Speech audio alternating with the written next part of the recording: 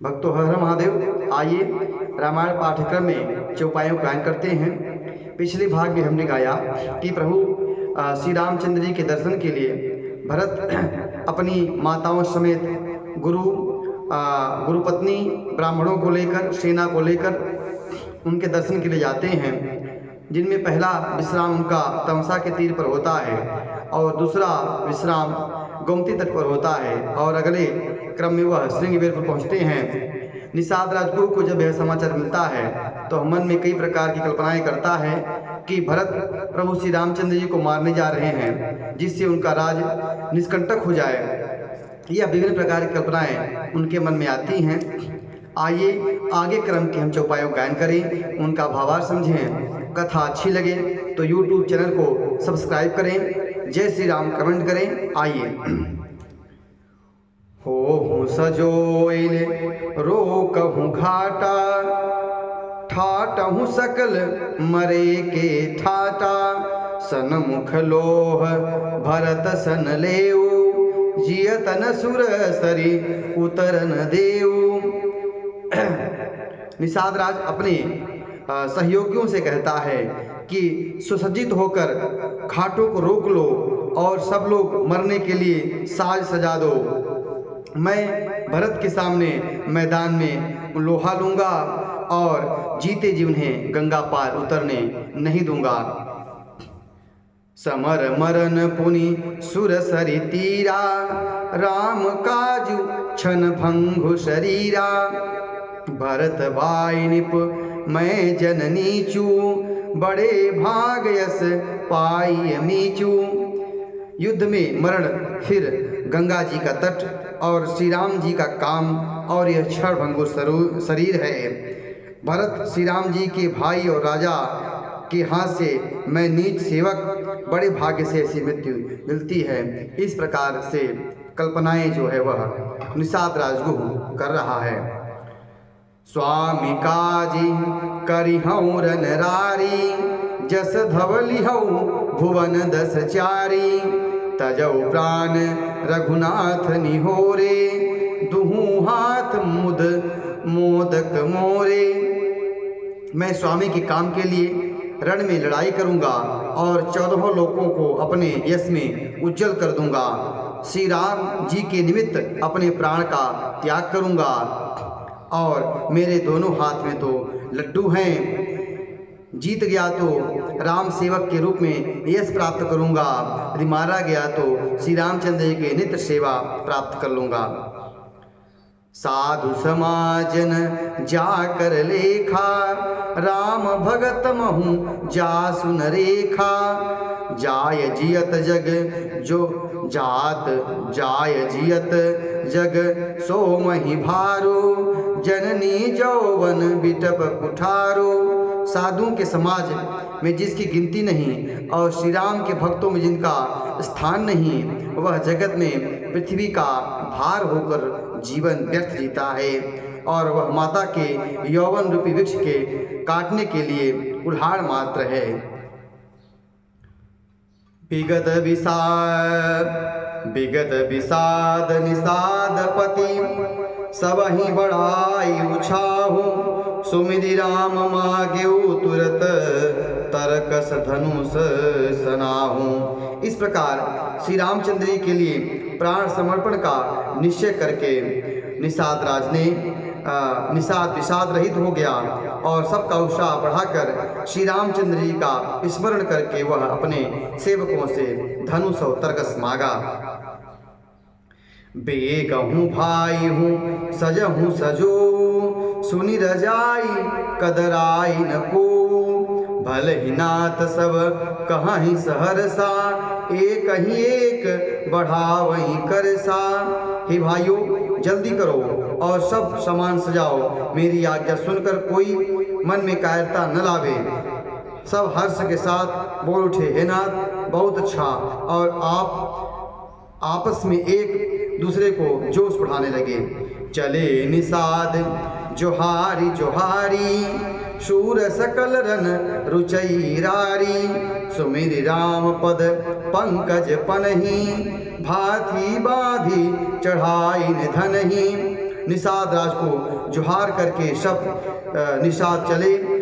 सब बड़े शूरवीर हैं और संग्राम में लड़ना उन्हें बहुत अच्छा लगता है। श्री रामचंद्र जी के चरण कमलों की जूतियों का स्मरण करके उन्होंने भाथियाँ बांधकर धनुही और धनुष पर पतंगा चढ़ाई। अगरी पहिरी कूड़ सिर धरही, फरसा बांस सेल सम करही। एक कुशल अति ओढ़न खाड़े, कूदहि गगन मनहु छिति छाड़े। कवच पहनकर सिर पर लोहे का टोप पहन रखते हैं और फरसे भाले और बर्छों को सीधा कर रहे हैं, सुधार रहे हैं, उनकी धार को बना रहे हैं और तलवार के वार रोकने में अत्यंत कुशल हैं। वे ऐसे उमंग से भरे मानो धरती छोड़कर आकाश में कूद उछल रहे हों। निज निज साजु समाजु बनाई, गुहराउ तहीं जोहारे जाई। देखि सुभट सब लायक जाने, लय ले नाम सकल सन्माने। अपना अपना साज समाज बनाकर उन्होंने जाकर निषाद राज को जोहार की। निषाद राज ने सुंदर योद्धाओं को देखकर सबको सुयोग्य जाना और नाम लेकर सबका सम्मान किया। भाई हिलावहु धोख जनि, आजु काज बड़े मोही। सुनि सरोस बोले सुभट, वीर अधीर न होही। हे भाइयों, धोखा न लाना आज मेरा बड़ा भारी काम है। यह सुनकर सब योद्धा जोश के मारे बोल उठे, हे वीर आप अधीर न हो। राम प्रताप नाथ बल तोरे, करहि कटुक बिन भट बिन घोरे। जीवत पाउन पाछे धरही, रुंड मुंड मय में दिन करही। वह कहते हैं, हे नाथ, श्री रामचंद्र जी के प्रताप और आपके बल से हम लोग भरत की सेना को बिना वीर और बिना घोड़े के ही कर देंगे। जो जीते जी पांव पीछे न रखेंगे, पृथ्वी को रंडमुंड कर देंगे, पृथ्वी को रंडमुंडमयी कर देंगे, अर्थात पृथ्वी को लहूलुहान रक्त से धारा बहा देंगे। इस तरह से उनका कहना था। दीख निषाद नाथ भल टोलू, कहे बजाओ जुझारू ढोलू। इतना कहत छींक भई बाए, कहे सगुन हई खेत सुहाए। निषाद राज ने वीरों को बढ़िया दल देखकर कहा, जुझार लड़ाई का ढोल बजाओ। इतना कहते ही बाईं ओर छींक हुई। शकुन विचारने वाले ने कहा, खेत सुंदर है, जीत होगी। बूढ़ एक कह सगुन विचारी, भरत ही मिलियन होई ही रारी। राम ही भरतु मनावन जाही, सगुन कहीं अस विग्रह नाही। तब एक वृद्ध व्यक्ति वहाँ पे था जो सगुन को अच्छी तरह से विचार सकता था। उसने सगुन का विचार करके बताया कि आप लोग जाइए, भरत से मुलाकात करिए, लेकिन भरत से आपकी युद्ध नहीं होगी, क्योंकि वह अपने भाई को मनाने के लिए जा रहे हैं। आपसे उनका किसी तरह का विवाद नहीं होगा, युद्ध नहीं होगा, कोई विरोध नहीं होगा। सोने गुह कहई नीक कह बूढ़ा, सहसा करी पछिताई विमूढ़ा। भरत स्वभाव शील बिन बूझे, बड़े हित हानि जानि बिन जूझे। तब निषाद राजगुह कहता है कि यह जो बूढ़ा व्यक्ति है वह ठीक ही कह रहा है, क्योंकि सहसा किसी के साथ विवाद कर देने से बाद में पछतावा होता है। कोई भी कार्य सहसा कह देने से बाद में पछतावा होता है, और हमें बिना भरत के शील और स्वभाव के जाने बिना उनसे लड़ाई नहीं करना चाहिए। गहु घाट भट समित सब, ले उमरम मिल जाई। बूझी मित्र अरि मध्य गति, तस तब करी हूँ आई।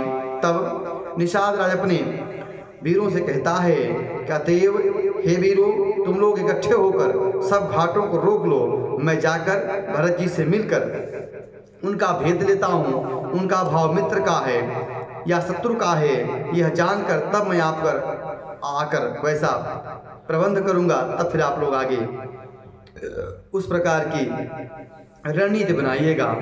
आज की कथा यहीं तक। अगले भाग में हम आगे निषाद राज भरत जी से किस प्रकार मिलता है, क्या प्रसंग होता है, क्या बातें होती हैं, उसका गायन करेंगे।